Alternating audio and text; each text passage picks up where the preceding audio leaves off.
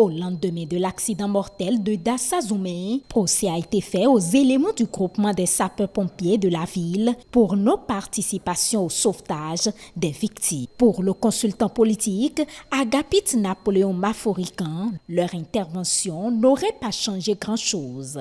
Communiquer autour aurait été l'idéal. En fait, c'est un petit bureau qui est là. Son équipement pose problème.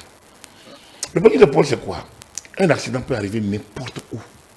Ici, c'est dramatique, c'est en face. On ne l'a pas vu, ça pose un gros problème, c'est vrai.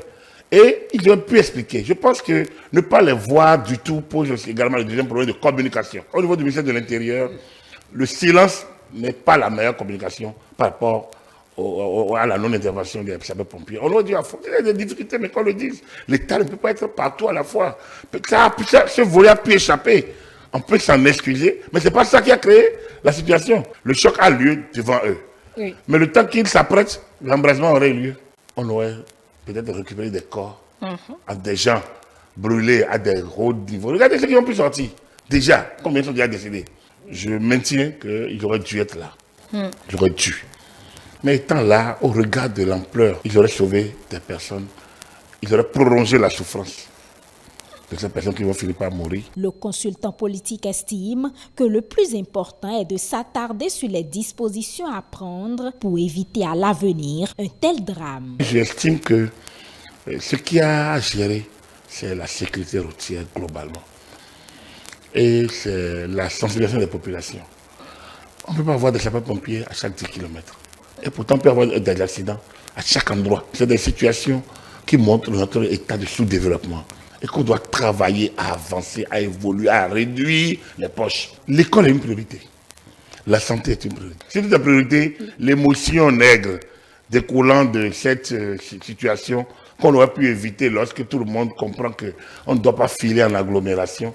Tout au moins ça, on aurait pu éviter cette faute-là. Moi, il continue que ce qui s'est passé là est une faute. C'est une faute de conduite. Selon Agapit Napoléon Maforican, la survenue de cet accident mortel amène à réfléchir et c'est déjà ce que fait le gouvernement en décidant de renforcer les mesures de sécurité routière. Tout en reconnaissant les bienfaits des moyens de transport en commun sur l'environnement, le consultant politique invite le gouvernement à promouvoir davantage cet outil de voyage et les usagers de la route au respect des différents tests. Vous avez vu quand même qu'il y a eu les contrôles routiers sur radar. Ils n'ont pas attendu l'accident. Ils n'ont pas attendu l'accident. Ils ont commencé. Cette affaire a commencé il y a 2 ans ou 3 ans. L'accident est venu, à mon avis, pour plutôt montrer l'opportunité de cette opération. Donc, le gouvernement, ils n'ont pas attendu l'accident. J'ai lu, on dit, mais comment ça? Ils ont leur véhicule. Qui ont le véhicule, qui peuvent partir. Au contraire, on doit promouvoir ce type de bus. Ce type de moyens de transport en commun qui nous permettent de laisser tout. Regardez, 30 personnes, 42 personnes, 43 ou 40 personnes. Ça fait 40 véhicules abandonnés. Ça fait 40 fois la pollution réduite. J'ai vu, il y a eu une marche aujourd'hui. C'est bien. Ça ne suffit pas. Ça ne réveillera pas les morts. Il faudrait que chacun s'engage.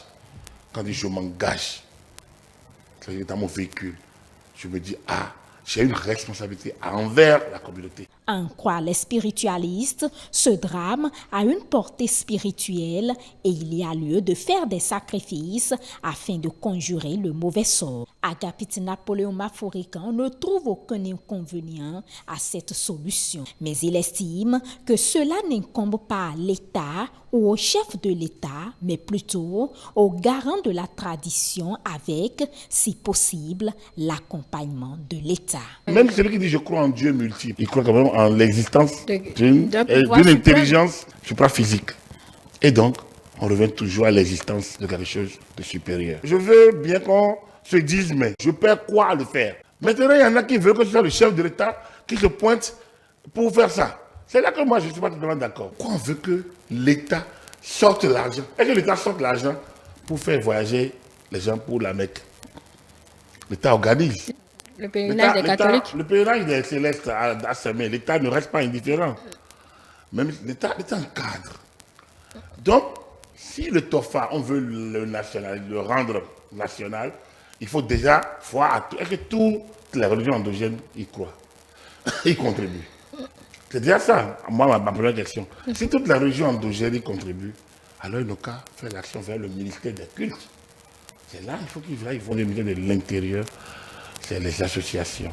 Et donc, dans les associations, les confessions religieuses, ils font partie.